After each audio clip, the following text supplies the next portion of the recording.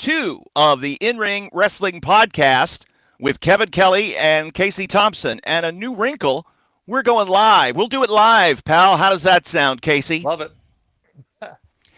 This way, we don't have to worry about editing, and everything that you say, we won't be able to clean up in post. You're aware of this. Yeah, most definitely. You're going to have to be on your best.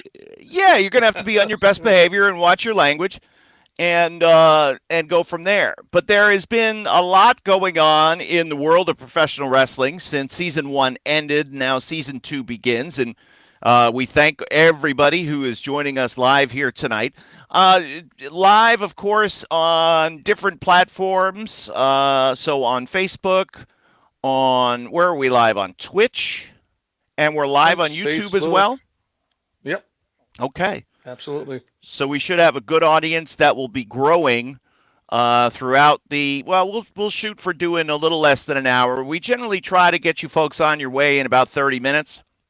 But tonight, because we haven't been together and this is the season 2 premiere and we're doing it live, we'll probably go a little bit longer. The idea is to get you the information that you need while you're on that drive to work. And then you can go about your day and enjoy your life because Casey and I both have lives that we enjoy and we want to get on with it. And we don't want to spend that long of a time. Can you imagine doing like a 3-hour podcast, Casey? Oh, my God. Wow. Torture. Oh, man. I know. Did an hour earlier. Yeah, right? So obviously with the conclusion of season 1, and just for a quick recap to everybody, Casey's the brainchild for the In-Ring Wrestling Podcast, and he's so smart. And tell us a little bit about the idea, Casey, about what you wanted to bring about a little bit of a different listen for everybody. Well, it kind of evolved more than what I was thinking at first. I was thinking about the enhancements guy's perspective of the wrestling, but then when you got in the mix, it really evolved into, I was in WCW, you were in WWF during the biggest time ever in professional wrestling during the Monday Night War. So we both have a perspective because we were there behind the scenes and everything. So we just endless conversations and stories about what we've seen through our eyes in the wrestling business. And of course, with everything that's happened, let's just take, for example, with the WWE on the road to WrestleMania, with the important role that The Rock and John Cena and Cody Rhodes have played. So obviously, I worked very closely with The Rock. We both knew Rock's dad, Rocky Johnson, very, very well. Yeah, okay? Really well. And I was there with John Cena when he was just getting started with the WWE in OVW. And you had a great relationship with Cody's dad, Dusty Rhodes, close with Dustin Rhodes as well.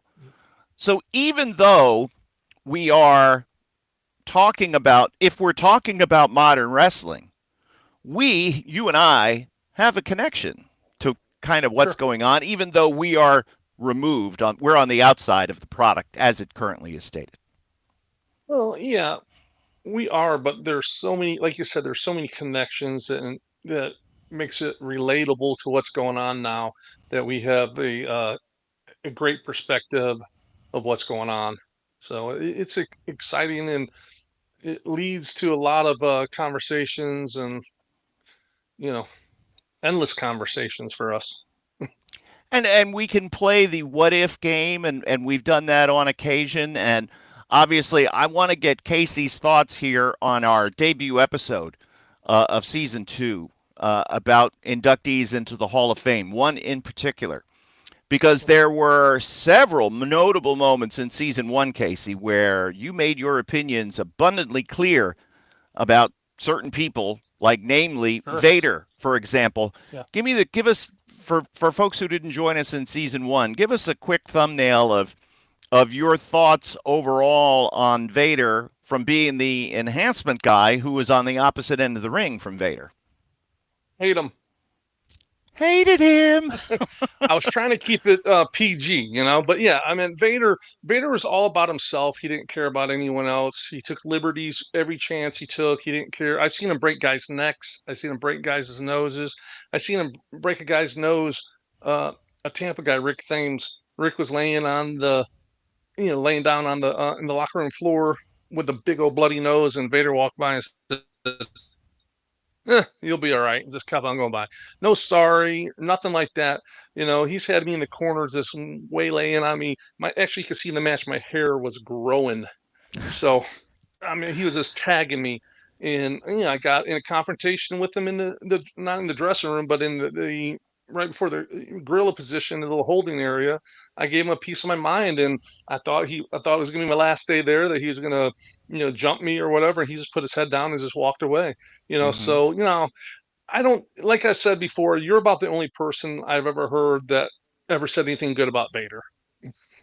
And I only said good things about Vader because I felt kind of sorry for him. I saw Vader for what he was in 1997 and 1998, where he was on the big downside of his career and nobody feared him anymore. Everybody kind of thought he was a goof. And I just sort of felt sorry for him. He was Yeah. he was always nice with me. He didn't, we weren't buddy riding together or anything like that, but he was just sort of like this old guy who would wander around and look lost most of the time. I did find Well, out somebody told me that he had lifts in his shoes. Not just one lift, but he had like a stack of them to oh, try to make wow. himself look taller. Because I guess over the years did you shrink because of wrestling? Did you used to be taller? Yeah. I sure seems like it. I think I must have shrunk a couple inches over the years. I I mean, think all as that. the more and more bumps you take, it impacts your spine, makes you shorter and shorter. Yeah, I think that's what happened. So Leon was, I guess, trying to recapture some of his past glory and not let on that all the bumps he had took had shrunk him. But yeah, supposedly he had them stacked up in his boots, like three or four at a time. Um, but it, and again, the wear and tear that you guys take, you focused a lot on some of the injuries that you did suffer. And if we could go around the operation board game, what are some of the areas that were affected throughout the career of Casey in the ring? From about right here down. Um, Concussions, um, broken noses, broken neck. I have spinal fusions in my neck, multiple herniations in my back, messed up shoulders, messed up elbows that go the wrong direction from taking so many bumps, my knees, knee replacements. Um, I think the worst thing really is when you wake up in the morning and it's like, what's wrong? It's like, this feels like my organs are bruised, which people really can't understand that, Right, but it's from all the time, because I think you said it, every time you take it as a flat back bumps, like getting in a car accident, right? right, right. That's what the equivalent, and that's been told to me. I know I've heard Jim Yeah. Cornette. I've heard many others say that it's the equivalent of being in about a 30-mile an hour, 35 mile an hour car accident every time you fall down. Yeah. It's so, I mean, I've had my fair share of injuries, but I wouldn't change anything. It is what it is. It was part of the business. I knew about it going in, but you hear all the old timers talk about the bump card. You know, your bump card, don't take too many bumps, kid. You're punching those. You know, and it is so true. So when you see these guys nowadays doing this crazy stuff, I just shake my head as much as I can. It's Yeah, just like, wow. and again you have this is cool. So we have a live stream chat, by the way.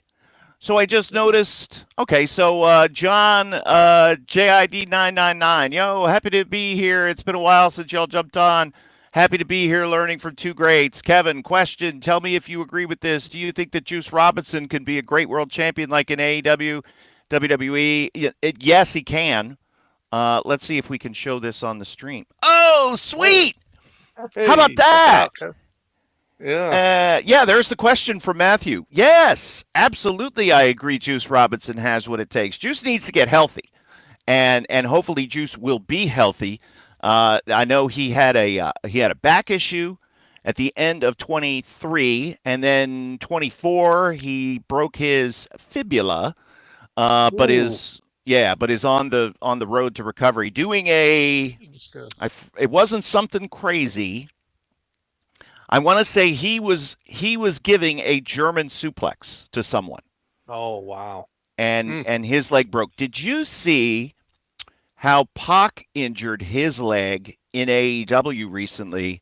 He took a buckle bomb from Shane Strickland, and as Shane let him go, I guess he let him go a little bit too far away from the corner, and somehow, I'm not sure, but it looked like maybe Pac's leg kind of folded up underneath him. That buckle bomb is a dangerous move.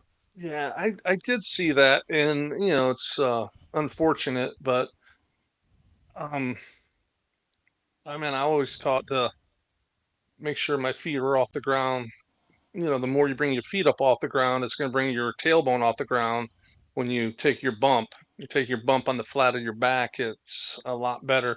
But I see a lot of guys taking power bombs and stuff that are reaching back and pushing back. I've seen it in my son's wrestling. Like I've told before, my son wrestled Division 1 in college, heavyweight, Hmm. and their guys are getting taken down. They try to break the fall by putting their hand down, and it dislocates their elbow or shoulder or breaks their arm. So same thing in professional wrestling. You see guys that you've probably seen it over the years, Kevin, when guys try to break their fall, and Yeah. all they're doing is just injuring themselves more. So um, taking a bump is actually an art. It's an art class. You just the better you took a bump, the better you're off in the long run. You know. And I know that when so like for if you've heard the term buckle bomb and you might just be, what is that move? Basically your opponent, so if the corner is here, your opponent has you up like you're going to be given a power bomb. But instead of taking the guy to the mat, he throws him backwards into the corner so you can't see where you're going. And Yeah. for those of you that wonder, yes, it was a buckle bomb that Mm. Sting hurt his neck, broke his neck, I think, and that Wow. was the end of his WWE run. So See, things I can think I would tell happen. people no. Yeah, right. Now things can happen. Of course, the most elementary, the most basic move you can get injured. You can injure somebody. But is there something unique about that move where you're not quite sure where you're going to land on the corner? Is there something different about that type of move that's a little bit scary or unsettling and can lead to problems? Well, people don't. A lot of people, it's unnatural, so they don't like to go where they can't see. A lot of people have fears of taking big backdrops Hmm. because you can't see where you're going to take the bump. So is this something you have to trust yourself, trust your training, stuff like that? I think the buckle bomb is just probably more unsafe, unnatural. You can't control yourself at all. And you're at the liberty of the guy throwing at you. And then you have to hope you don't just hit it and slide right down and land on your head and break your neck. There's Right. endless um, injuries that could happen from that. Like I used to take the whirly bird from Sid, which he puts you up for like a power bomb and then starts spinning around and just let you go and you're boom. I took one. You can see Rob Van Dam took one, and man, you're just like your whole body is just spinning like a helicopter through the air, and you're just like, oh shit. I mean, just tuck that chin. Right. So And now, of course, staying in shape and being in shape is critical to what you did, critical to any type of hope for longevity. Correct? Talk to me about the conditioning that would be required for someone like you in your spot where your job is to go in and put the other guy over. It's more than just cosmetic, right? oh sure. I was talking about this earlier. A lot of it has to do with your conditioning and not getting in there and getting blown up because once you get blown up, you lose the oxygen to your head. You can't think, you can't even hear what they're telling you to do. And that's when you start making mistakes. So, and a lot of your conditioning of being blown up is mind over matter, learning how to breathe the proper way. And because you'll see guys that wrestle real good that are, cosmetically fat and out of shape, but they can go in there and they got a tank, they can go, but they know how to condition themselves for the inside the ring. And that has a lot to do with it. But also you want to, I always made sure that I always lifted where I was strong, everything was intact, but I also did a lot of stretching and stuff like that because as you get older, the ligaments get really, really tight. Like when you hear about people falling and breaking their hip, it's because the ligaments are so tight. It doesn't give, usually when you're younger, when you fall, it would move and shift a little, but when the ligaments get so tight, it just boom and it snaps and breaks their hip. So I did a lot of stretching and stuff like that, to prepare because I used to take a lot of crazy bumps when I was doing enhancement work. Mm-hmm. And there would be guys who would come in that would look like $10 million, and they might even be in good cardiovascular shape, but they would get nervous and Oh yeah, they would blow up. yeah, There's and wow, so and so, pick a name. So and so looked great. How come he never made it? Well, because he would generally get really nervous and blow up because he didn't have a lot of in-ring experience. Now I know yeah. one of the Very things true. that we're going to do here in season 2 is we'll be having some more guests on. During season 1, we had the legend Bob Cook, and it's great to see Bob so active on social media. And I know that we've had plans to have on Dwayne Bruce, Buddy Lee Parker, as he was known, and of course he was part of the State Patrol, and he was also one of the trainers at the power plant, and is a Jody Hamilton guy through and through. That's Oh a yeah. good that's a good place to be, right? Yeah, that's going to be a great interview. I mean, he is attached to so many top guys. I mean, you go right off the bat, Goldberg. So I mean, Mm-hmm. you know, what do you need after that? You Right. know, he's And one he of the learned top stars ever in the business. of course. And Jody Hamilton was the assassin, Yep. and was a legend in terms of training and development. Knew a lot of things. Was able to impart that wisdom throughout the years, and then that filtered down to the folks in WCW. I'm going to bring up another comment here from a great fan here. This is from Jacob Walton. Big fan of your work, and I want to say thank you again for making my wife and mine's AEW collision experience in January 24 in St. Louis memorable.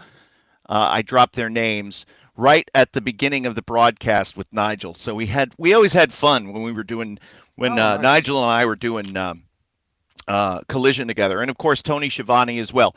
Now I have a question about the experience in WCW and being an enhancement wrestler specifically there. Now, you did enhancement work Mhm. across all lines and companies, so WWF, WCW didn't really matter. Shivani and Shivani's role at TV. He would, I would see. I've seen him at television. I've seen him at the WCW thing because I did my one little thing warming up the crowd in MGM. What was Shivani doing during those tapings? Because they didn't do commentary then, but he was very busy, right? Yeah, he was had his walking shoes on and always on the go. You see him zoom, zoom, zoom all over the arena. Um, Not really sure. I mean, he produced a lot of the backstage segments, interviews, and stuff like that. I remember. Um, he was to me, he would say hello, but no big conversations or anything like Mm-hmm. that. So I didn't have a whole lot of interaction with them. How about with Lee Marshall? Did you ever get a chance to talk to Lee Marshall? He had a hell of a set of pipes on him. Yeah, a little bit. There's a few other guys that Scott Hudson, you remember him? Oh yeah, I love Scott.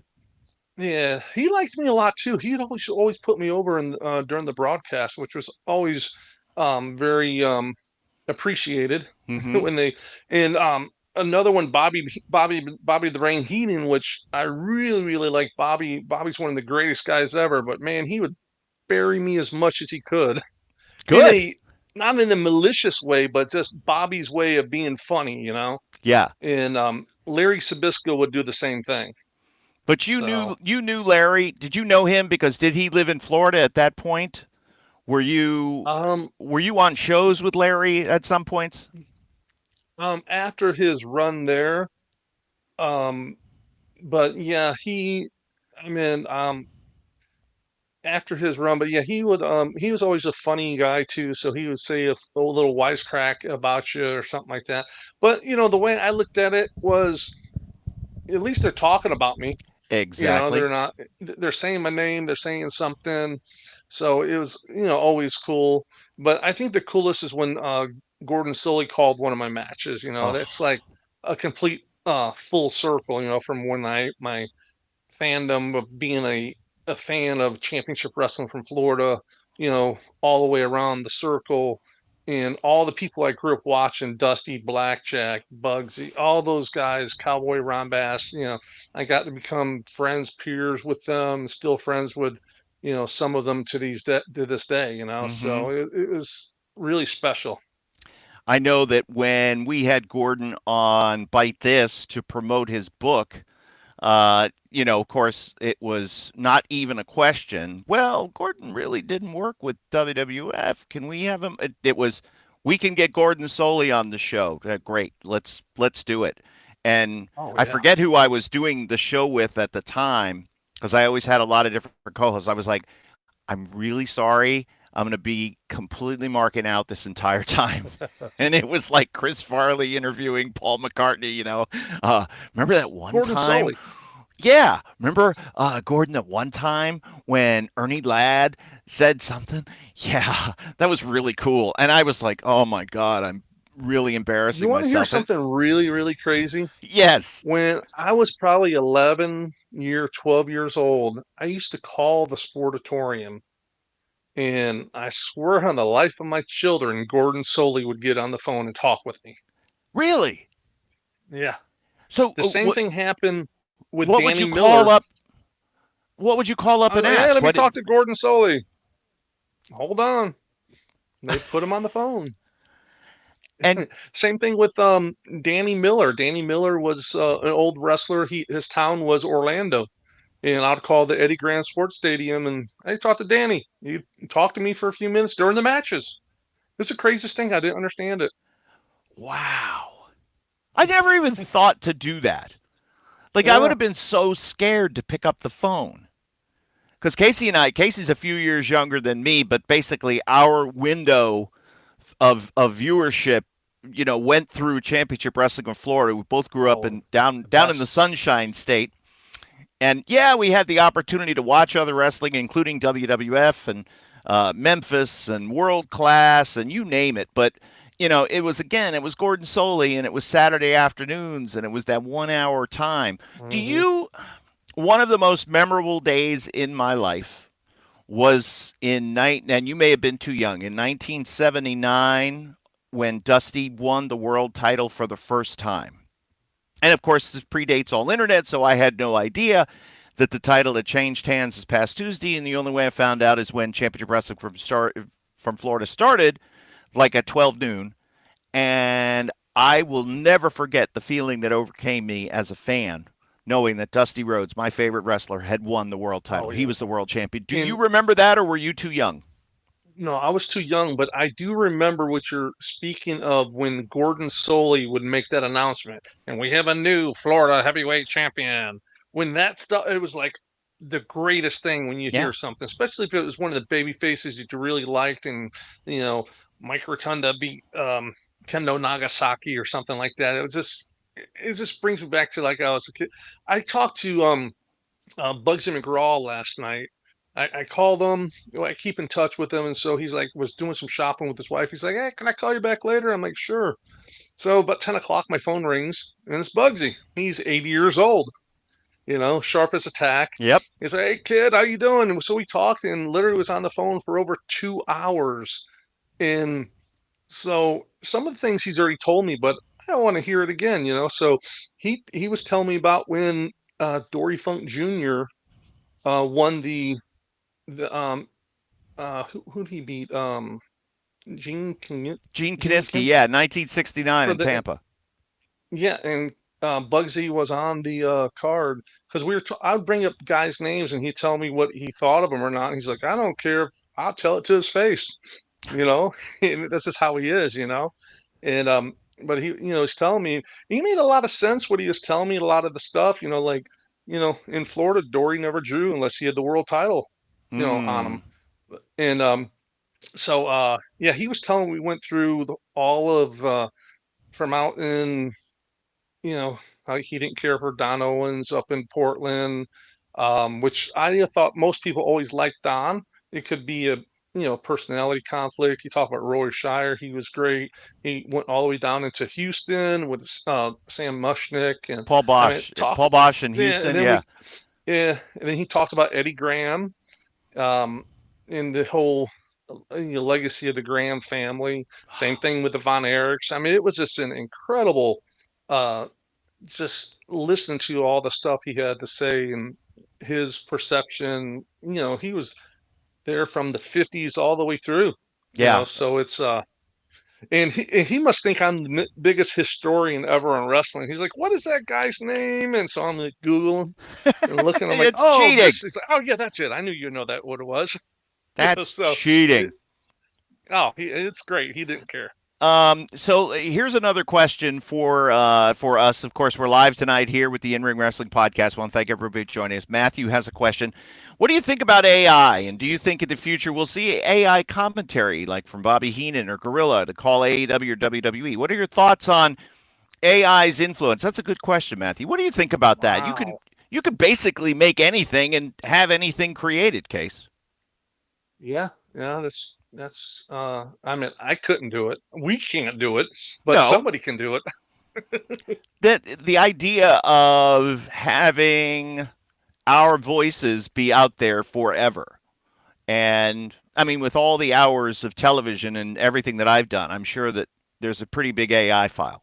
Um, and I know that, like, Vince McMahon, of course, was doing a lot of commentary before I got hired in 96. And one of the reasons that I got hired was because Vince wanted to step away and he was too busy to do commentary and then international versions and fixes and things like that. So way before AI, they had what they called virtual Vince, and they had saved a lot of commentary lines so that if Vince is supposed to be here at 6 o'clock, and at 6:30, Beth, his secretary, Beth Zaza, would call and say, "Oh, Vince is going to be late. 7 o'clock. 7 o'clock, Beth calls. Vince isn't quite there yet. He'll be over soon. 8:30. Vince is not going to make it, guys." And so they would have to find little fixes. Vince said this, and we need to clean this up for international. We want to just put in, oh my, oh, what a maneuver, whatever Vinceism it would be. So they Right. would plug that in and send the show out. And it's long before AI. They had virtual. So Chris far Ar- ahead of their time. yeah, Chris Argento had the, the studio wasn't even fully digital yet. I mean, they had digital recording, of course, in the audio booth, but as far as now everything's digital. But back then it was tape. It was beta. It was 1 inch, and so of course when everything moved digitally, then it's a little easier to do that type of stuff. But Right. now there's AI everything, and you never know what you're hearing. Is this? Wait a minute. Is that Monsoon and Tony Schiavone calling AEW? What is this? All of Right. it's possible. I agree. Matthew, I think any of it's possible, and I think that there will Well, be.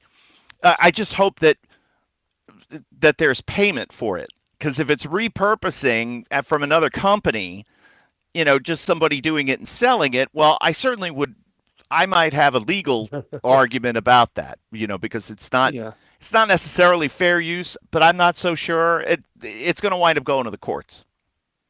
Yeah. Yeah, it's Uh, I bet Vince won't be used though. are you kidding? Listen, Vince has a lot of heat now, and I think Oh, forever Vince's name and reputation is going to be mud. But I think just yeah. like anybody else, over time, people forget. Yeah. And, certainly within our lifetime, there will be a fond remembrance of Vince McMahon, even though Right. But he doesn't today have that he's much awful. time. Yeah. Yeah. It's a Vince here's McMahon did call one of my matches, or more, a few of my matches. He's called them, so that was cool. who did you wrestle? Do you remember? One of them, Sid, Was that the one because where Sid requested to work with you? yes, yeah.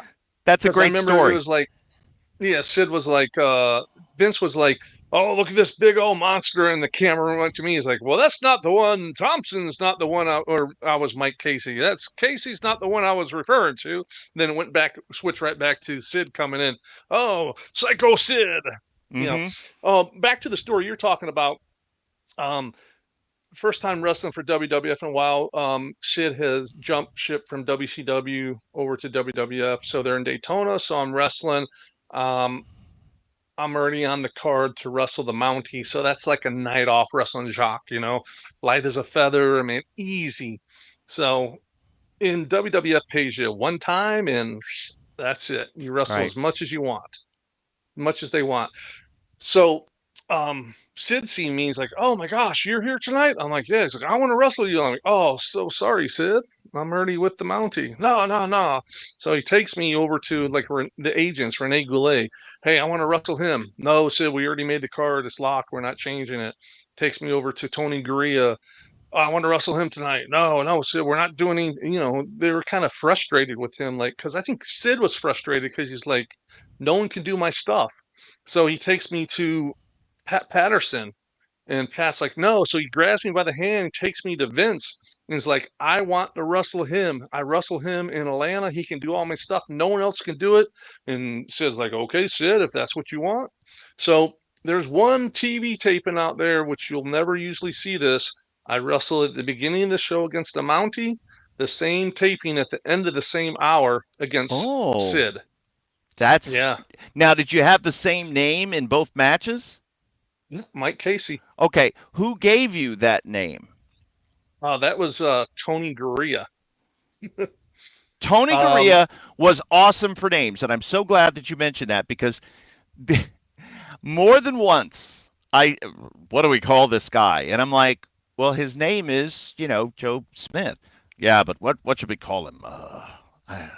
And there was one guy who we booked as a he was a friend of ours, and I booked him like to get him a payday and to have some fun with him, but also it was kind of a goof on everybody else. Like, let's rib everyone else by booking this guy, and his name was Rick Ratchet, and it was a New Jersey indie guy, and the people would, and of course, and the people go Ratchet, Ratchet, right?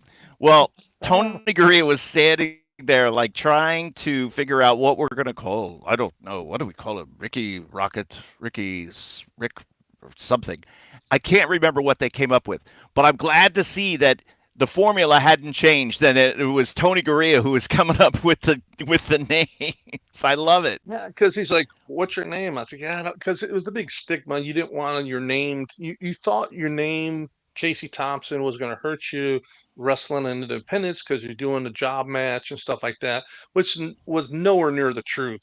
And I realized, and I said, "Screw it, I'm just going with my real name." But I rode up with a couple buddies of mine doing a double shot. Pensacola Biloxi double shot. I wasn't booked on the show. First day, I just ate the catering, hung out. The second day, we're in Biloxi, and Tony Gurria's walking around. Who can do Legion of Doom's finish? And everyone's like, didn't want to do it. I'm like, oh, I can do that. He's like, all right, you're wrestling them tonight. I said, I'm not even booked on the show. He's like, you're now. I said, Mm-hmm. okay. He's like, what's your name? I'm like, um, Casey Thompson, but I'm not sure if I want to use that or not. He's like, what about Mike Casey? I said, sounds good to me. He's like, okay. He walked away. I looked at my buddies. I said, what's their finish move, Legion of Doom? I don't even know. They're like, oh. And I'm like, I'm not worried. I wasn't worried. I could do anything. I Right. was confident in my ability. So it went over well. And I did about 3.5 flips, landed on my belly. So It on the was on a dooms on the yeah, doomsday, you wouldn't just because they did the nice one to the other over guys where Animal would fall back with you, but for the enhancement guys for TV, you would get see ya. yeah. He told me, he said, Joe told me, Animal told me, he said, all right, I'm going to go like playing chicken, go under your legs. I'm going to give you an Iggy on your calf. When I give you the Iggy, just do a calf raise where I would pop up off the ground. He says, and just sit there. Hawk's going to come off the top with a clothesline. I'll push your legs up. You'll do a flip, easy bump. I was all right, no problem. He said, you don't need to do anything. I'm like, okay. I always liked you to add a little extra flair to it, just for I could stand out from everyone else. I always did that. So I pushed off of a animal's head, Mm-hmm. and when I did it, I did 1, 2, 3 onto my belly, and Oh. yeah, it was easiest bump I've taken in the longest time, and it was on the scissor reel going into SummerSlam, going into WrestleMania that year, and everything. You see, so it was pretty cool. It was a really easy bump too. Another name, of course, that is frequently in the news now because of his upcoming WWE Hall of Fame induction is Lex Luger. And Lex Luger uh, is a name that I wouldn't say had a Hall of Fame career in the WWE, but in terms of his overall body of work in professional wrestling, you could make the argument with other people that are in that it's okay to have Lex Luger in, and especially with the health issues that he's had over the last few years. He's been in a wheelchair, et cetera, et cetera. He's working with DDP. He's in the Hall of Fame. Now, in season 1 of the In Ring Wrestling podcast, Casey Thompson got headlines from some honest commentary about Lex Luger. What did you think when you heard that Lex was going in the Hall of Fame, Casey? Um, I think he made a big change in his life. And I don't know if it's because of his injuries, it changed him. He found God, what it might be. But he's not the same person he used to be. He's not the asshole he used to be when I knew him in WCW. And so, yeah, I believe, like you said, his full body of his career, I believe he is deserving of being in the Hall of Fame. He was a big draw back in the day Yep. and everything. So I didn't get along with him very well.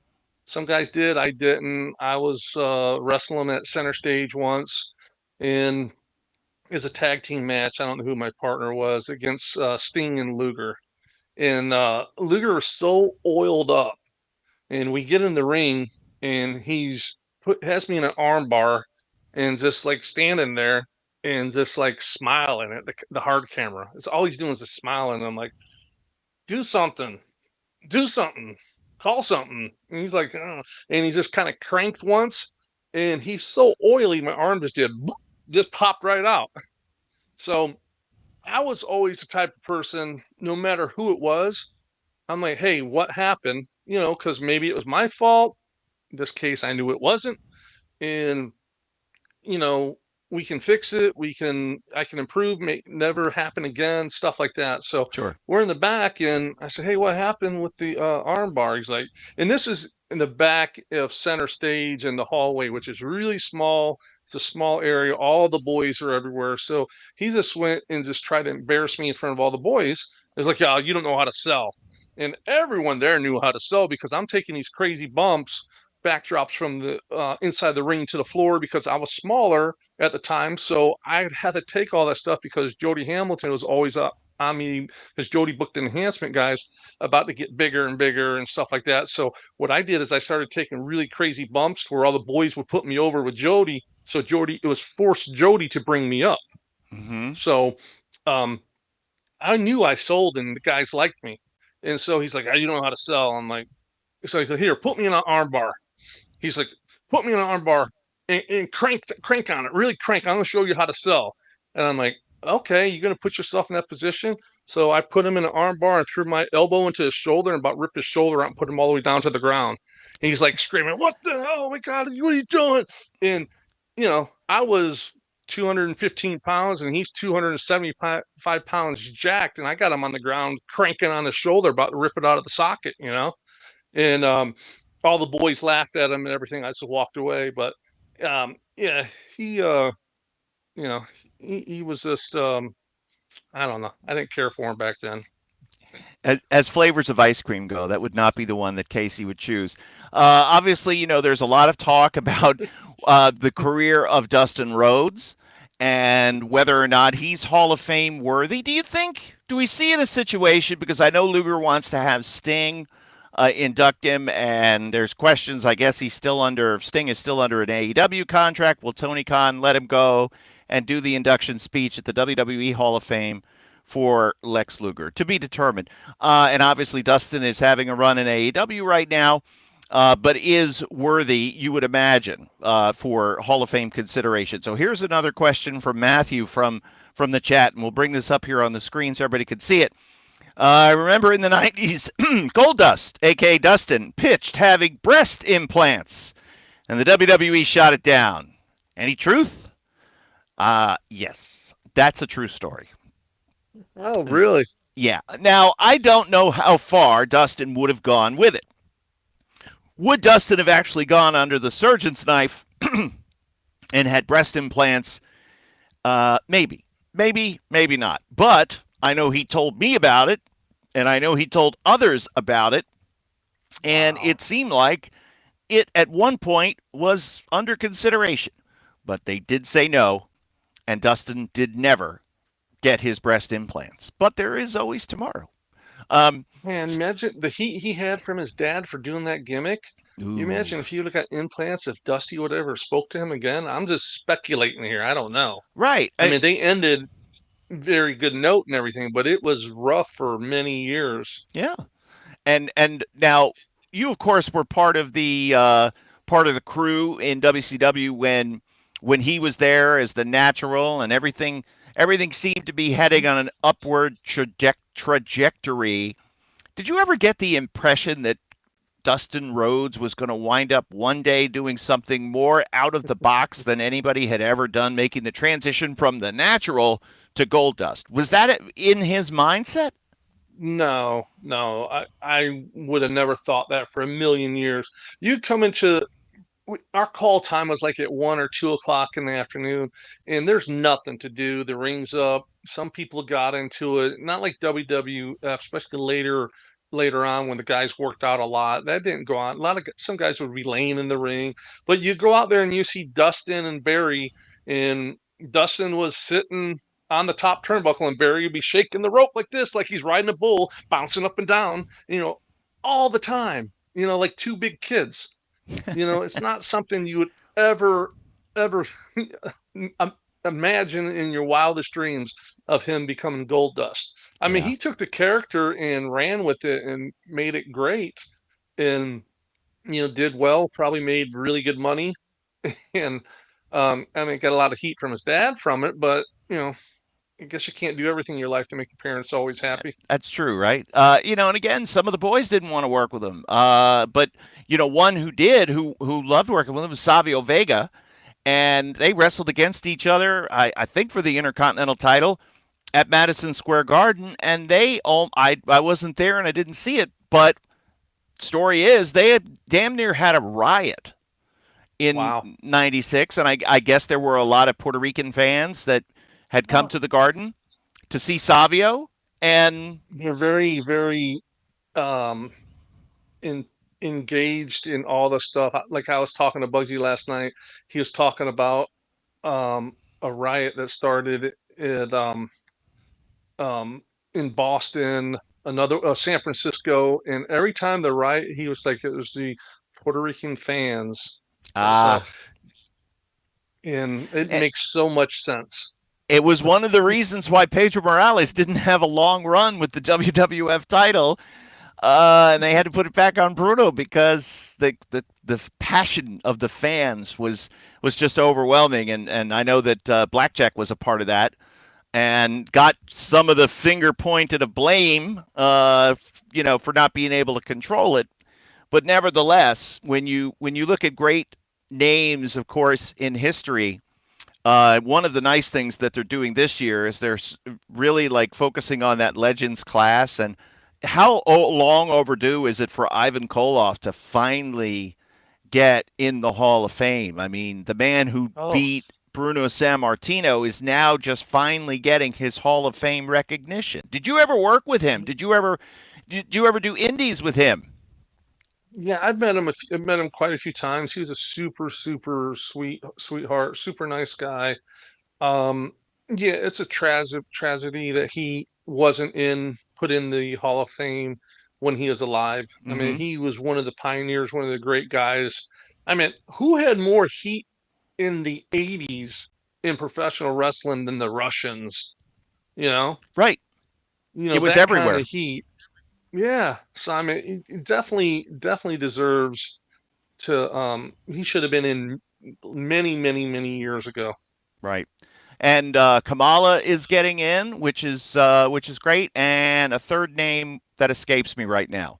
But that's cool to see that again. If they want to go back in time and they want to give people their just due or whatever, and I think one day that you're going to start to see some enhancement names get in, and even if it's I know Johnny Rods is in, and there are others who, of course, had their time on the downside of their career, perhaps on the way up, as an enhancement talent. But I think that we could see some more of that down the road. We'll be spotlighting some more of the great enhancement names of the past here on the show. Sure. Casey, what do you think about our first live episode? Oh, how about here's a Casey question. Here's a question for Casey. Um, and there you go. Casey, now a question for you. Do you remember Dustin as Seven? Oh, and that was TNA, right? Correct. Yep. Yeah, I don't think that was really short-lived, right? I think the WWE probably didn't care, probably trademark infringement and stuff like that. Who But I think it knows? was very dark too, wasn't it? I think so. I vaguely remember it. I know Dustin was in kind of a was in a dark place. Uh, Yeah, I've had some really long phone conversations with him during that time, and yeah, it was really dark. And his dad would follow up to make sure he didn't borrow money from you, owe you money. It's just a really rough patch in his life. I'm glad he's doing really great, and I see him on Facebook and stuff like that. And he has a nice, super great dog, English Mastiff. So that's really cool. yeah, winning shows already. That's fantastic. All right, Yeah, so next week, Casey, let's now next week is WrestleMania, right?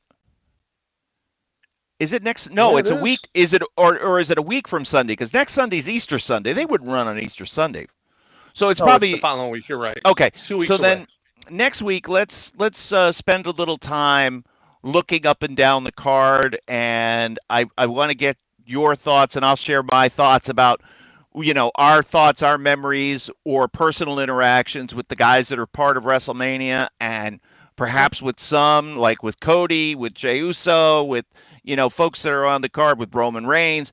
How about what do we know about their family? Have we met their father? Have we worked with their fathers? And Oh, I think we can make a really nice sort of WrestleMania preview episode. But what do you think of this live experiment? It's better, right? I like it better. you know what? We've talked about it. I've had multiple people talk to me about it. Um, the people I've talked to don't like it being overly produced. Mm-hmm. They like it to be in more of a true conversation like we do. So if there's a few ums or silent spots or this or Yeah, that, or the audio goes bad for a second, it is what it is, right? right. So I think part of that is the conventional wisdom. The thought leaders in the industry of recording podcasts. Oh, people don't want to hear the ums and the ahs and the pauses and blah blah blah. So they cut all that out. Yeah, I don't know. I like natural conversation too. it's not what I've heard from everyone that my feedback I got. Right, So and I'm good with it. we'll all be AI anyway one day. It won't matter. They'll redo it and make us all sound so much better. Okay, so that's going to do it for this edition of the In Ring Wrestling Podcast. Like we said, a shade over half an hour. Today we went a little long because it was the kickoff to season 2. If you miss Hmm. it live, you'll be of course able to catch it up on all forms of social media. And if you got questions, you can join us live. You can send it via any of our social medias, and we'll be sure to bring them forward on the show. But Casey, this was fun, and I look forward to running down WrestleMania and talking about more stories from our day, from back in our day in professional wrestling, right here next week. Sounds great. All right. Thank you all very much for joining us, and we'll see you next time on the In Ring Wrestling Podcast. And we're done. Nice. That was cool, man.